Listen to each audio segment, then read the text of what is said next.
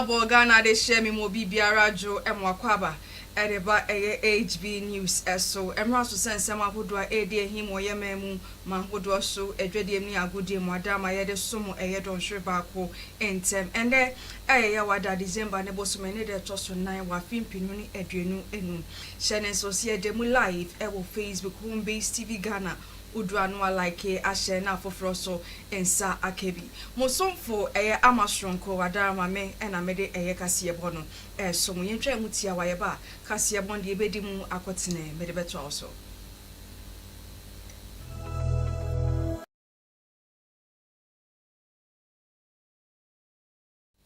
area walk kasiebo ni mu ensema ebedi mu akotene ebini sende de Ghana ban akoye Ghana police wo madoye ni nyina efa armored vehicle bako eduanan se yemfa enhye bambo ni mu sem no yemfa nhye ehu kena wo ensem fufuro mu so no National Rent Assistance Scheme ehun sem na Vincent Opon Asamoah ono edwamtinani the Works and Housing Committee of Parliament ababonten abekasa no wotre hu behia se insatre kase beko wom ni titiu ni se aban beba ho kwan na ankronkrodwumaku ani won aka bom na aboa ama tenant ahodo no won ho atumi ahenha omo yabeko Breku West okopie mo ho won akwantempo no enye kra eno nam so makronfo de bia da won etu hye won so ne santi mra hyebedwani edema Breku West so de ho adesrede ede koma ban se ontwa de din emfanhwe won akwantempo ne pa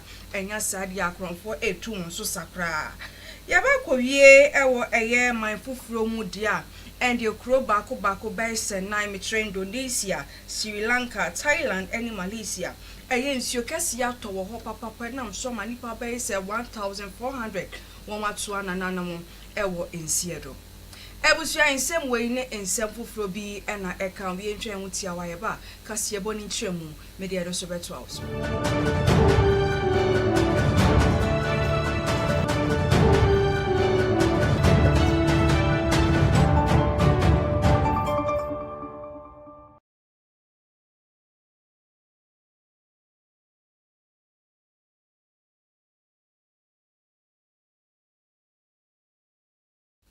Afei ebusua kame ho na yenhye kasiebo na session in society mu live Facebook Home Base TV Ghana udranwa like ashe na foforo so ensa akebi bambo ensem yade a eda abanwe akoma so papa ne senti ende dey wakoye Ghana Police Service wakoye adoye ni nyina fa armored cars bako eduanan na chese odi akoma wo chichema emu pickups dunum ene Cobra 4 num Cobra 3 so duenu na ni nyina odi ama won se won fendi won dwuma wo man mu na embo ama ye bambo ho sensem no entumi engina ne naso brane na won ehye mu papa na we de nam so ma Honorable Muntaka Mohammed ono ye Minister for the Interior ekasa ye dwumadie na se onu ode tudwa se sa vehicles ye de ama ye mo hu ne se car bi keke na mum ni nyina ne se aban etu ne ho asiwo so oboa ama bambo ho sem etumi egina ne naso nti won so wanya wa famu die bia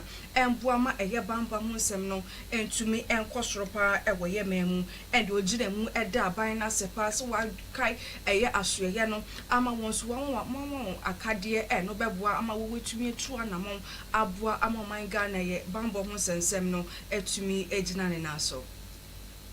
The handing over of these 40 advanced armored vehicles is not just mere a presentation of new equipment. It is a declaration of the purpose and a practical demonstration of the government's unwavering commitment to safeguarding the Republic.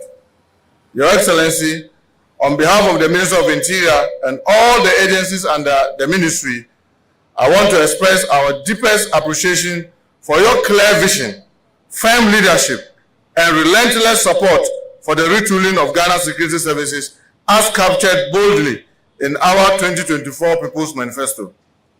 What we are witnessing today is a fulfillment of that vision, which has transformed into real capacity, real protection, and real operational readiness. As the Minister for the Interior, I want to assure Your Excellency that the ministry is fully aligned with your agenda of building a modern, intelligent, responsive, and well-equipped internal security architecture. Our duty is to ensure that every agency, from the Ghana Police to Immigration, the Ghana National Fire Service, the Ghana Prison Service, the Narcotics Control Commission, and the National Disaster Management Organization, have the tools, logistics, leadership, and system required to serve the Ghanaian people effectively. Ladies and gentlemen, these 40 armored vehicles will enhance the mobility, safety, and resilience of the Ghana Police Service, particularly when confronting armed criminals, insurgent threats, violent robberies, and high-risk operations. Ghana Mampeni, His Excellency John Dramani Mahama so ekasai wo dwumedie na se enwochra asumdwanya ade a yepe yon prekupenya na emu ye hyase apa asumdwa e wo se ye ho investment emu akade bia na e wo se ye ready see edigu akwam eno no saa na die na chese asumdwe no ehunya enye denkra eno na wotu ho anamo na mso abaye nwadoye ne senti asoye ne hwe enye wo afemu die bia se wo beye krado e dia bri bia e beto ye sade afre wo no wanya ready se wo besom ama eye bambo ho sesem etumi ejina ne naso e wo Ghana. We're renewing our covenant with the people of Ghana that this nation will protect its citizens, that peace will be defended, and that Ghana will remain secure, stable, and just. This ceremony is not just simply about machinery and equipment. It is about our readiness, responsibility, and assurance that when danger arises, the state will be there to protect us. The Ghana Police Service stands at the front line of our collective safety. They are the first responders to emergencies. They are the guardians of our community. And they are the shield that stands between law-abiding citizens and those who seek to disrupt our peace. But we cannot ask the police to fulfill this sacred obligation without the essential tools and equipment to do so. Too often we have lost men in the line of duty because we send them on missions and assignments without providing them with the appropriate equipment to ensure their safety. And that is why from the start of my administration, I committed to retooling and modernizing all our security agencies. Today's handing over is a significant fulfillment of that commitment I made. Our security policy is anchored on a simple truth. Peace is not accidental. Peace is built and established through investment, institutional strengthening, professionalism, and vigilance.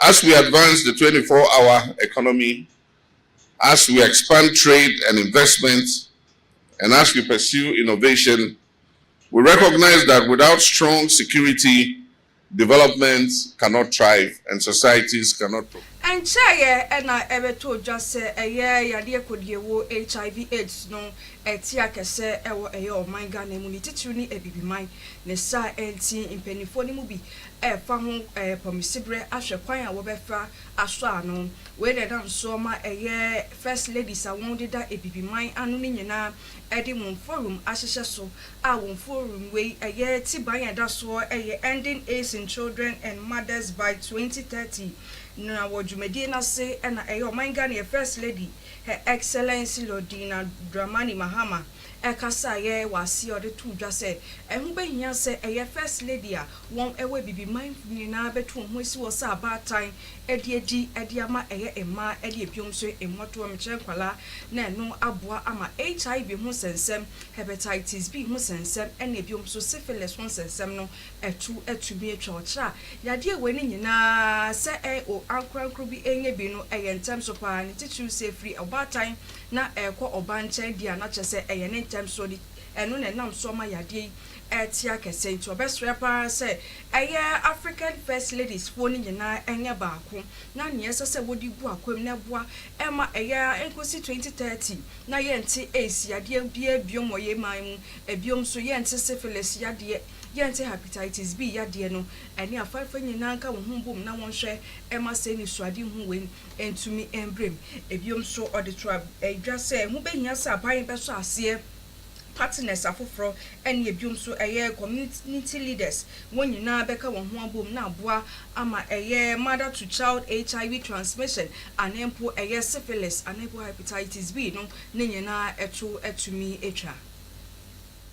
As first ladies, we carry a responsibility to elevate the voices of those who are too often unheard. The mothers in remote villages, the newborns who are vulnerable to preventable infection, and the communities striving for healthier life. Despite notable progress in recent years, the numbers remain worrying. Thousands of African children continue to acquire HIV, syphilis, and hepatitis B during pregnancy, childbirth, and breastfeeding. These infections can be prevented with timely interventions. Too many women still lack access to quality antenatal care, early testing, and life-saving treatment. According to UNICEF and WHO, mother-to-child transmission rate can be reduced to below 5%. However, it requires a combination of political will, sufficient resources, and community participation.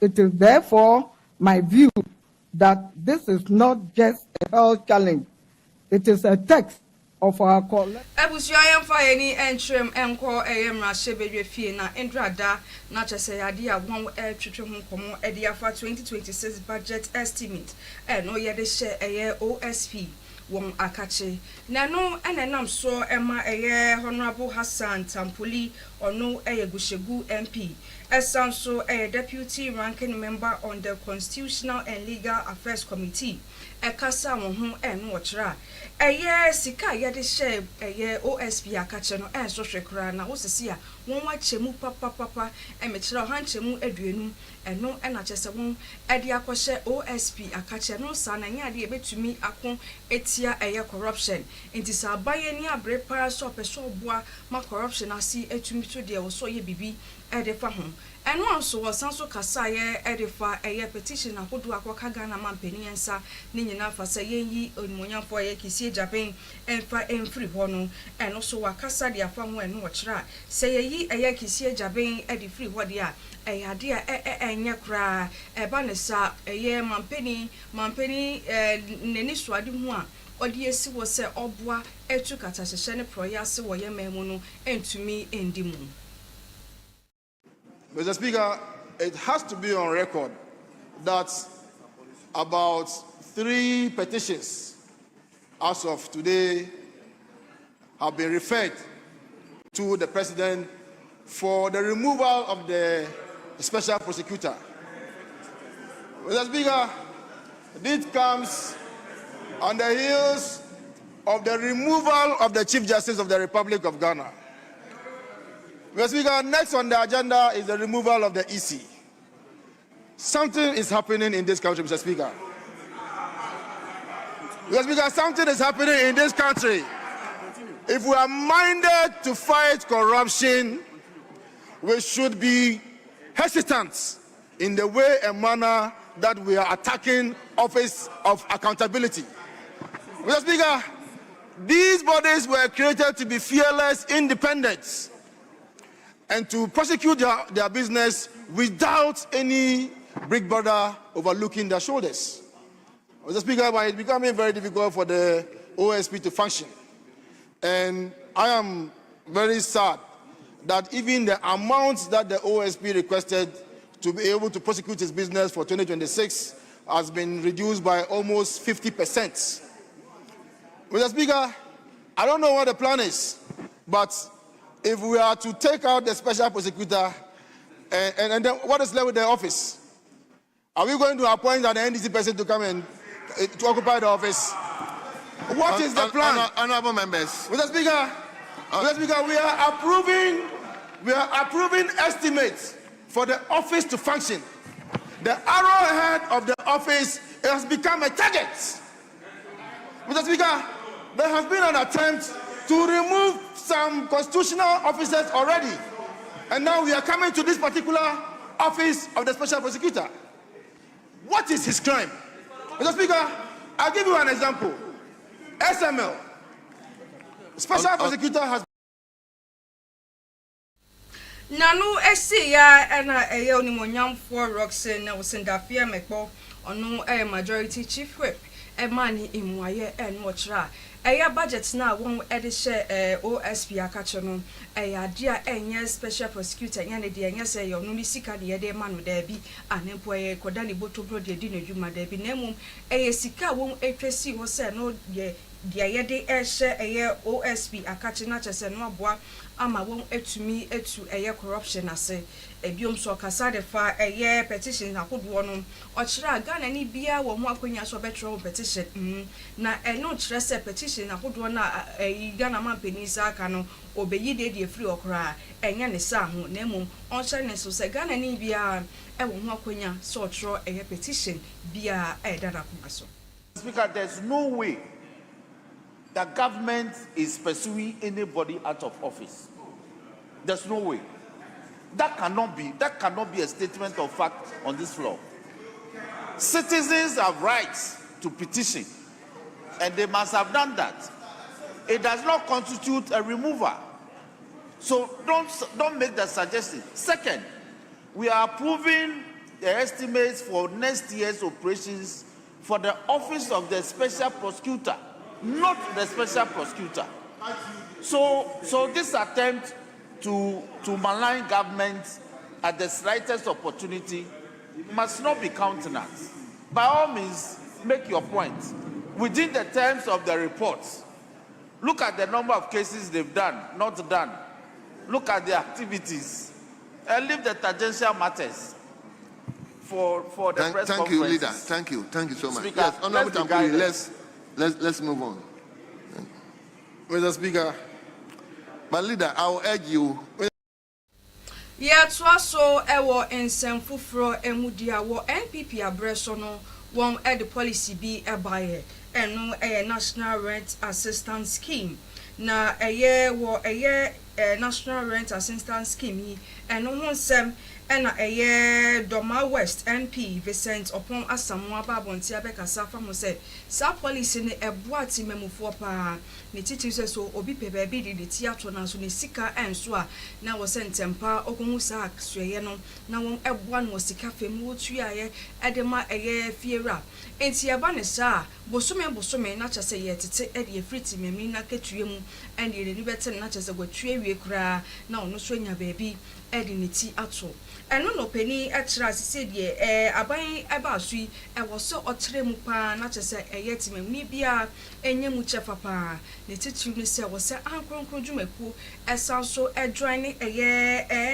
NRAS yen join na emboa ma entumi engina na so na emboa ma youth wo entumi enya baby emfa wonti ento ode sansem wey atwudwa wo mrahye bedwani abra one ya na musini Steven etwetwe enkomo.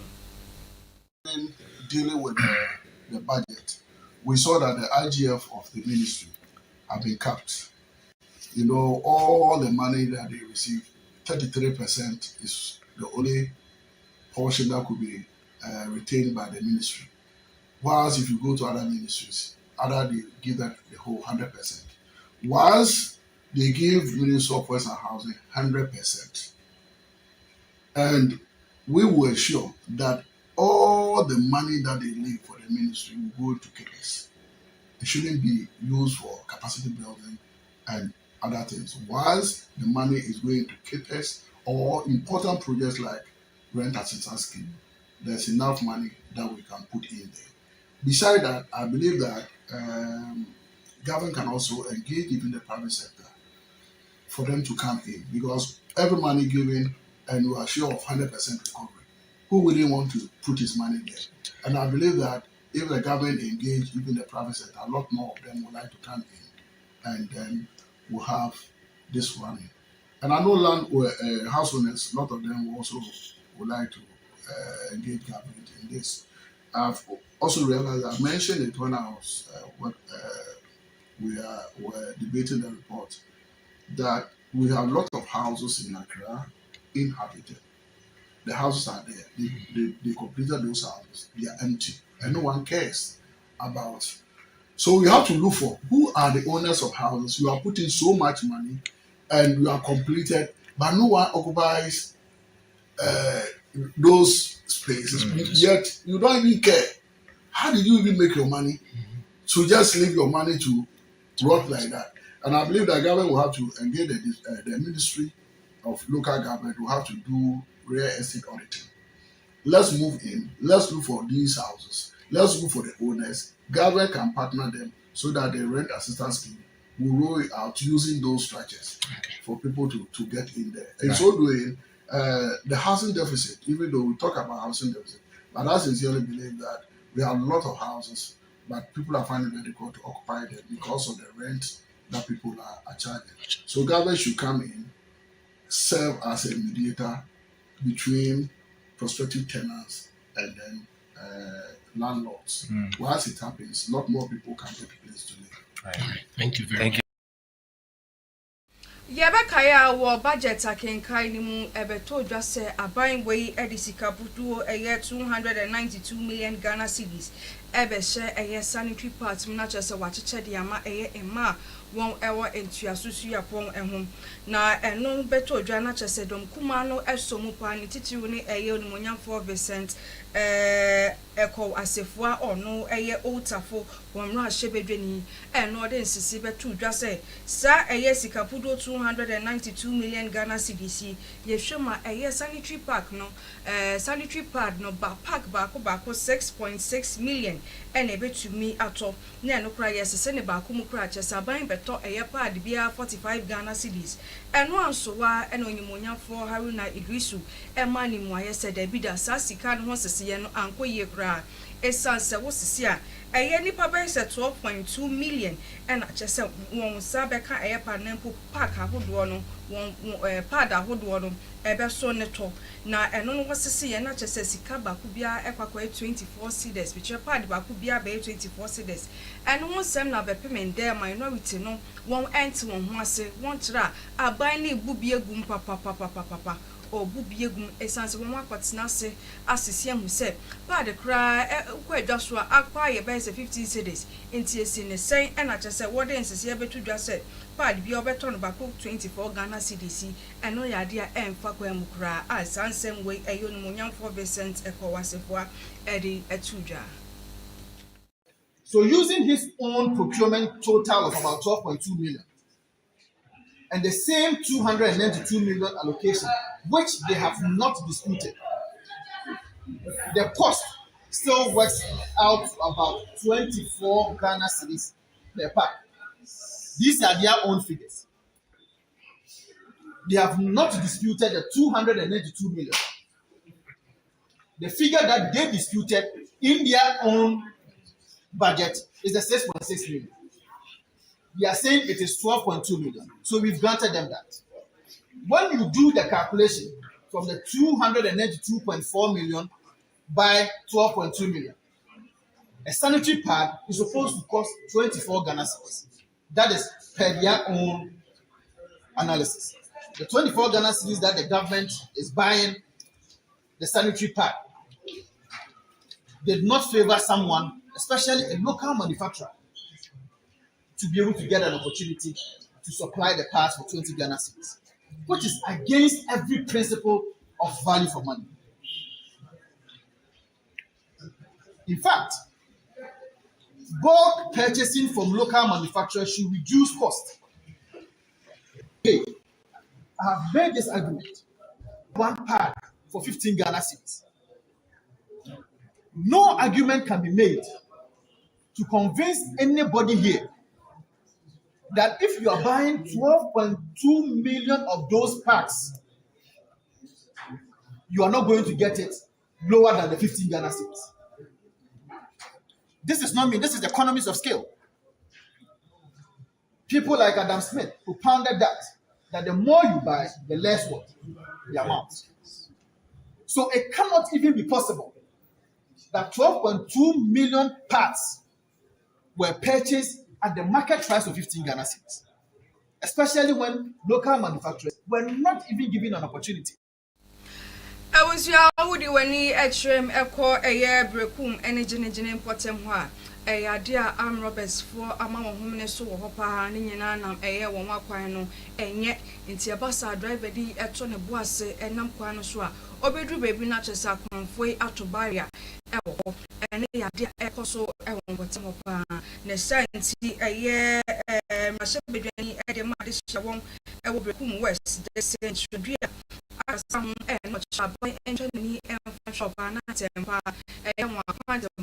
CC and for Emma, no NG addition and a year robbery attacks are also a year walk. The matter before us today, Mr. Speaker, is the escalating number of armed robbery attacks along the Gene Drobo section of the Brekum Sampa route, a situation made worse by the poor condition of the road. Mr. Speaker, the Gene Drobo Road is one of the most important corridors in the Bono region. It connects two significantly populated municipalities, that is Brekum West and German South, and links to Sampa border enclave, which serves as a major route for cross-border trade between Ghana and Cote d'Ivoire. The ramifications of this matter, Mr. Speaker, are broad, as these developments threaten not only livelihoods of the people, but also the peace and stability of the region. Mr. Speaker, given the urgency of the matter, I respectfully call for the following interventions. 1, deployment of enhanced police visibility by providing the Brekum Divisional Command with additional personnel, patrol vehicles, and logistics to intensify day and night patrols on the stretch.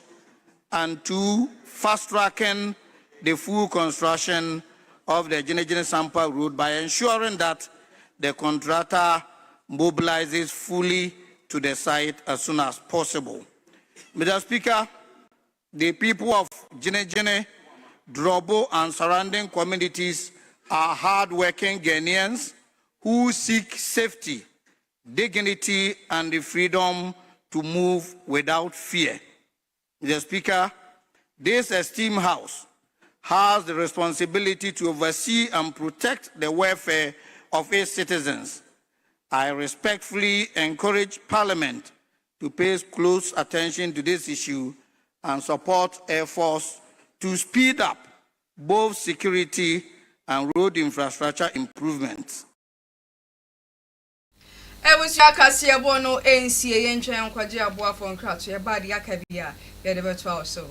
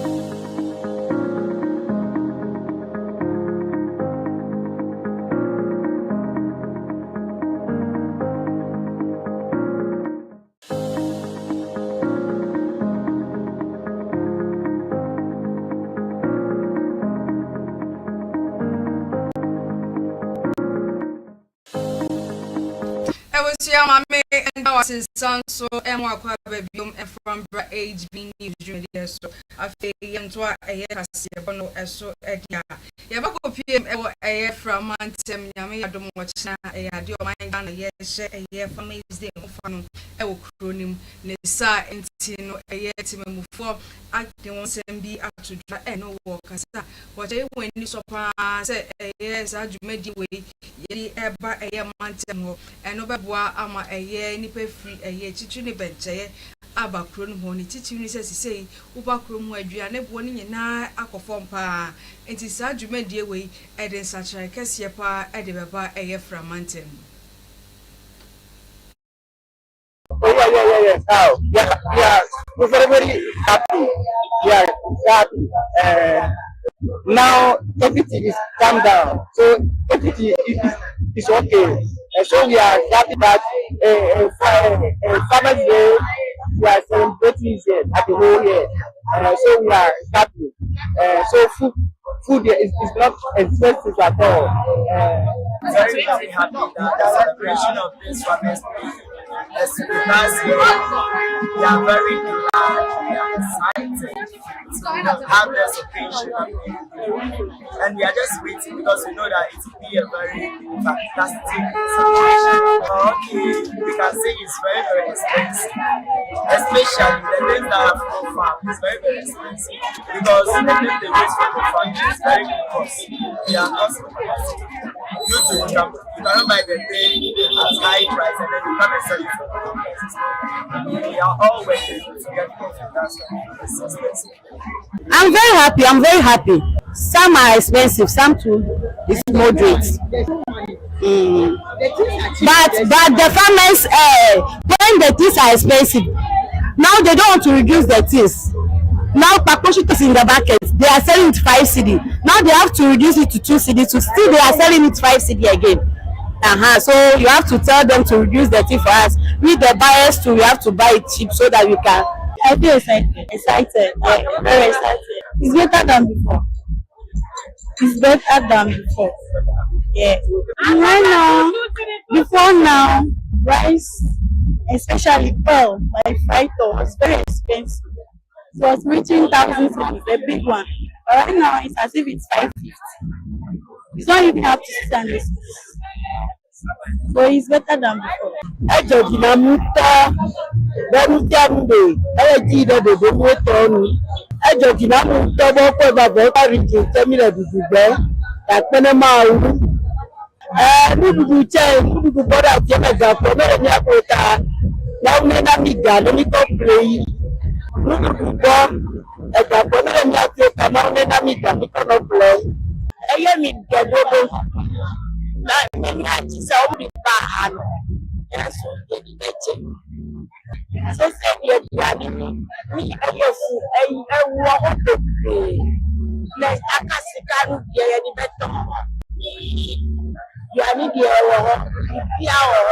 Well, the Farmers Day celebration, I'm very, very happy about the celebration. I was not expecting it to come to home.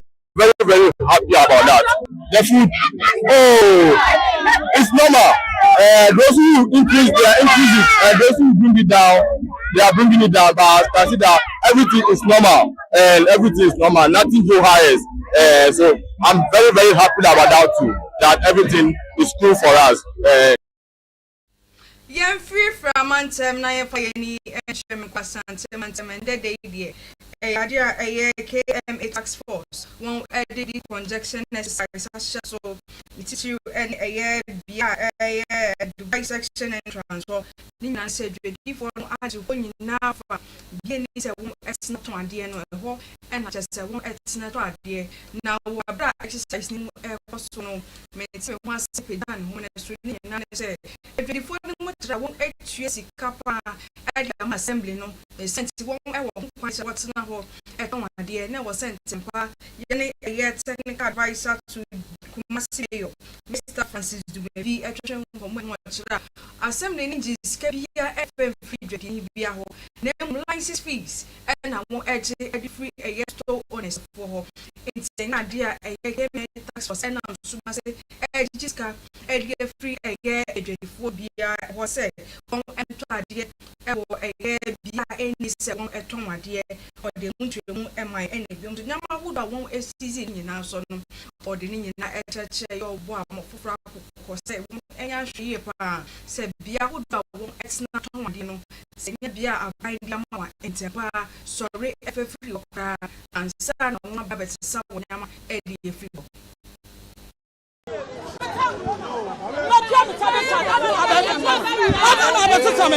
There was a scuffle between some traders at the KJT market and the KMA Decongestion Task Force. The women fiercely resisted attempts by the team to seize their goods, which was displaced illegally at the market center. The assembly had earlier cautioned the traders to vacate the entry points to the market center or risk losing their wares.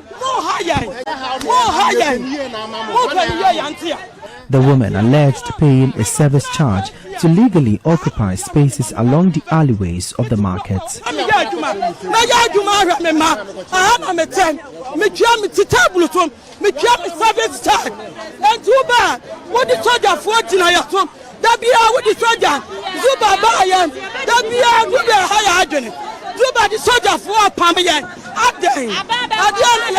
I will work to take care of my kids. I pay my service charge, yet you attack us with soldiers almost every day. Ever since Zuba assumed office, he has been worrying us.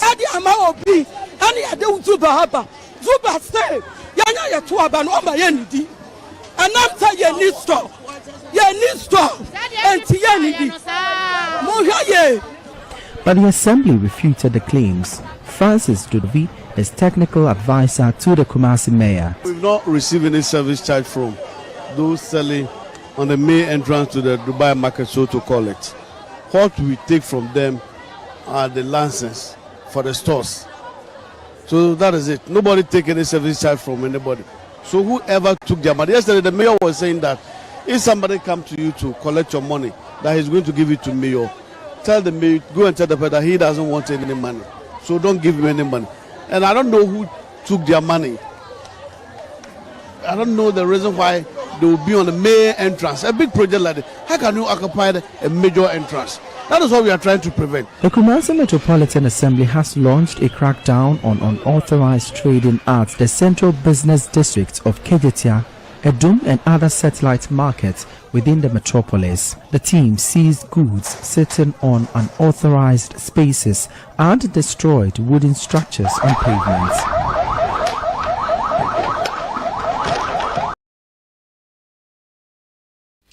Ebusia yentra mutia waye ba ye de kase bono ebebo era edwedie.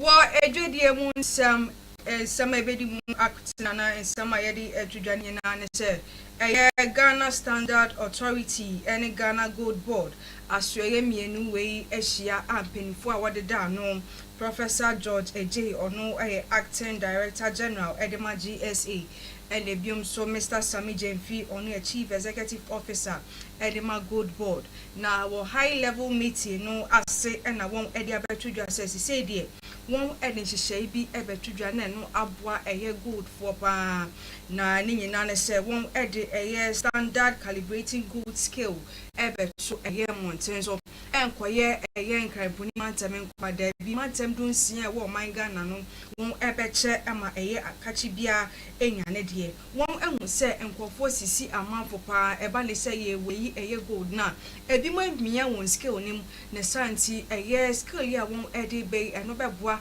ama ye ntumi ensisi obi pepepe ye ebekoso na enu aboa ma eye gold dwadie no etumi akoso totin.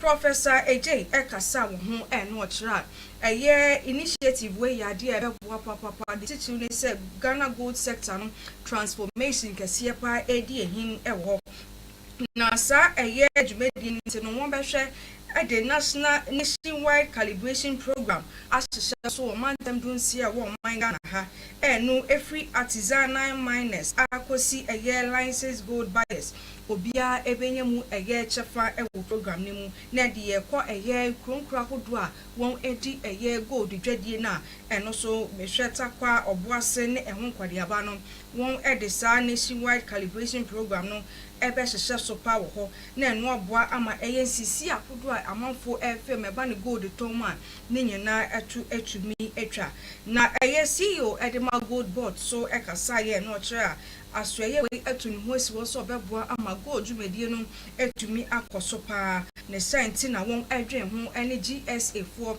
aka won ho aboma won ede sa dwumedie we won asui ebe hyehyɛ so ebeboa ama eye fair price etumi ede hene ewo eye minus for not efa ene biom so no ebema pepeye so etumi ede hene ewo ho na wo kira sa dwumedie we ene eye ISO/IEC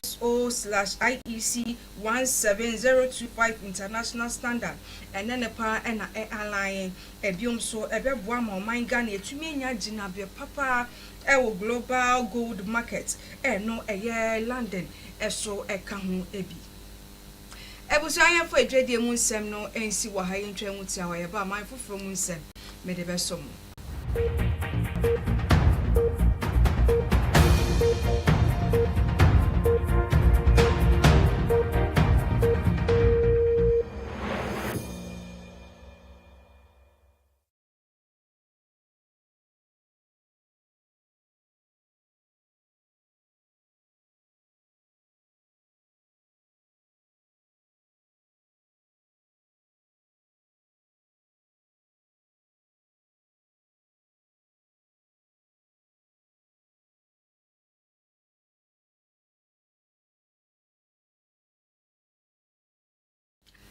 area wo my from SM could you any HM equal pro be say na ye wo Asia mema no Thailand, Malaysia, Indonesia and Sri Lanka Jokasi and when I'm so my 1,400 won't ask one and and Seattle and base 1,000 so I now I Indonesia Nipa base 753 and at just one every year and Sri Lanka the Nipa base 465 now Okwa Thailand Nipa base 185 and Malaysia the Nipa base miensa and only a kikabo ma yinya 1,400 the senti acquire Rabosem Ediama a year crew naipa now and I'm Monsieur Cassin Yama a year a year in Pania of I won't any a year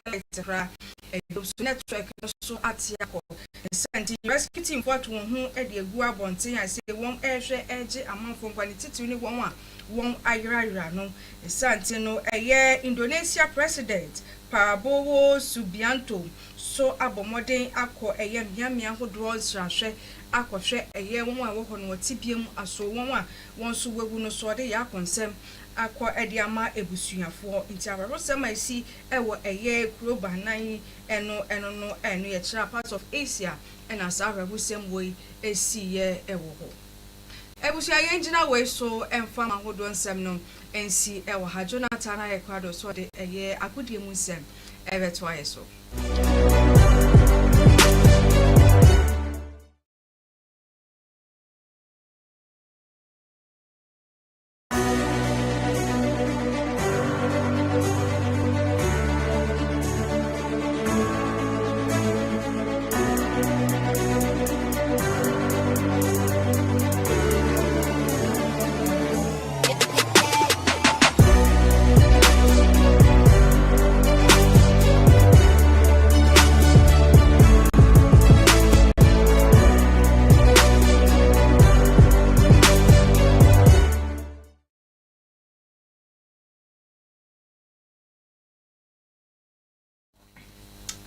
Ghana de Shaukin Shemusem Anambra so said it to HB News meeting any Jonathan upon Coach Kwesi Appiah on Ghana ni this year na Okopiemu Ghana to say 2023 Okopiemu our Sudan and how Anna Otimi Ekoye Juma as the head coach of the Sudan national team. Wabo Juma from 2023 at the ABC and Democracy na to say sign modern Otimi Abo at the Sudan mining to James Kwesi Appiah ono etimi sign 3-year extension of Sudan mining for the next 3 years so 2028 into Coach Kwesi Appiah and modern ball Otimi Abua Sudan na to say in the group of Black Stars are near home for the AFCON qualifiers. No, Coach Kwesi Appiah Eddie Sudan Mino to be qualified ahead of Ghana on Niti or Anna Yentini AFCON beat. Coach Kwesi Appiah on modern body na to say idea wait me a revive Sudan national team no Okopiemu so World Cup qualifiers no so omo entimi qualify name no Sudan performance na idea was 3 year pa enyama etimi ekoye ede man in September 2023 otimi agi ejuma no na tse enyama ne de brebe na Kwesi Appiah etimi aya impenifo o Sudan no omeni etimi agi esanse omugidi ye pa say long term run no Coach Kwesi Appiah bet with the Sudan national team no across the next level our the upcoming AFCON 2025 first say on December 20th no na just 16 more days na AFCON no 8 me asha say no Sudan omo best me esiakan ewo mu bi our group E omo ene Equatorial Guinea saso ana Burkina Faso ana edi ebebo eni saso na Algeria our group ni min Algeria Equatorial Guinea ene Burkina Faso ye bompa say Coach Kwesi Appiah Ghana yentimi ankono no ebetimi enya a successful tournament into the any area dia na say Coach Kwesi Appiah no etimi assign contract extension for the next 3 years. Udiweni Aborema our World Cup 2026 adachna yame yaduma the World Cup draw for next year ebetimi atuja Black Stars ya qualify African countries bebrina yesi yewum 9 slots ana yetimi enyana kopiemu ewo Europa Italy to be precise omo head coach Gennaro Gattuso we football legend edema Italy Sasuna football ya say enina wetimi akasa as head coach edema Italy national team ninyane say Italy omo ebo omo modinye pa ewo qualifiers nim na so Norway enti omo entimi an qualify ewo honu we enam so ama Gennaro Gattuso buefuye pa o chemu say odiwedi ebore over the World Cup qualifiers nim slot Africa etimi enya 9 no ono Gennaro Gattuso huni say enye adia etimi enkonka esa say to him no in quote Africa has say no na ti say ye born a very weak nations say what football ni ya o chemu say weaker nations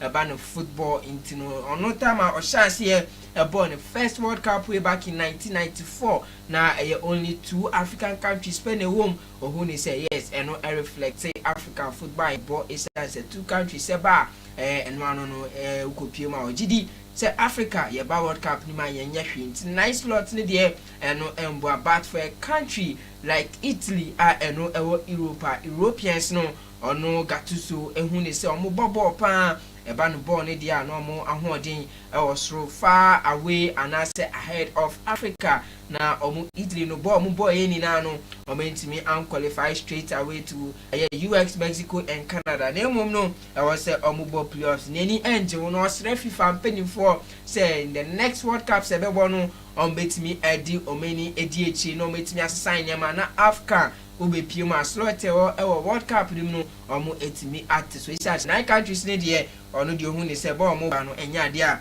omo betimi aye bibia iti na che so kan se Ghana yeni na ye kan o se Africa inti BBC na Kenya Italy ewo ye group nim na yetimi ehun se ni anyama so ebetimi akọ inti Gennaro Gattuso ono so ensem kakra efi na so eba enono Trent Alexander-Arnold ono English international sinaka de Real Madrid Bobo Kone Embra was San Mames Real Madrid ne Athletic Bilbao di in Spanish La Liga match week 19 na ayadia Trent Alexander-Arnold abrante no etimi prior in the game after the game no na just text it me akoso na echemu say Alexander not ever miss games for 2 months and the Madrid Boboko we a big blow at the Real Madrid is as a match sebano na chisanka Brantian services ehun ebetimi ehia pa since of Liverpool joining Real Madrid Boboko no etimi praba kodeda eno no otimi ekọ 6 weeks sesiano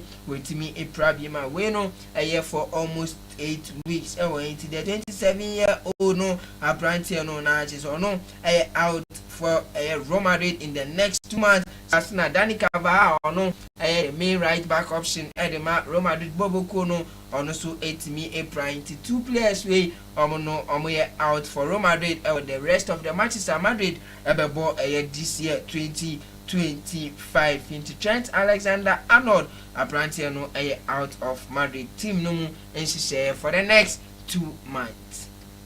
Eba kopiemu ewo Brazil the Brasileiro Serie A okopiemu dia na chise kopiemu Santos few weeks ago na Santos at a relegation battle no emu saso ana Abrante Neymar Jr. dos Santos ono eyomu player otimi eprai nenso no na ochemu so ne de obekoso a esiaka ediama Santos aboama Santos etimi free relegation battle no emu endra enumre ana sosa homachi we ade Santos ekopiemu ewo Juventus Boboko no aso ye Juventus so eyetima omo fight for a safety our league in exams omo da relegation battle no emu na the 33-year-old Brazilian international Neymar Jr. enjoy enube na Manchester Brantton no a very superb even though wetimi a brown no etimi share hat-trick edema Boboko Santos intina a big game edi Neymar Jr. Ye game no odi we ni echima na chise the coach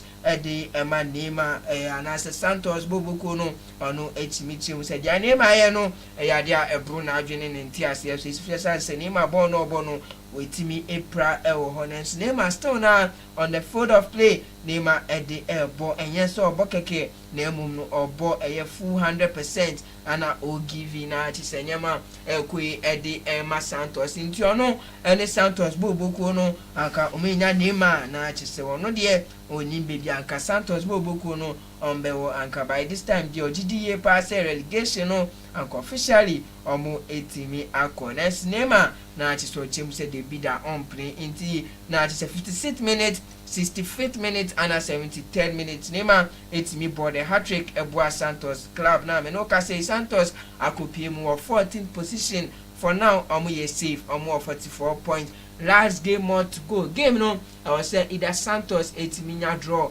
and also omuwini na other results etimi ekoye mo. The other 17th Victoria or no 42 points into just 2 points away from safety and Santos Boboko no Neymar Jr. or no even though we pra or boa ni club now almost etimi secure safety or the Brasileiro Serie A. Mejina in 7 so our case we 7 ebesi our hamnya ba amasronko edumbewe kase ni medin eni Jonathan Opom.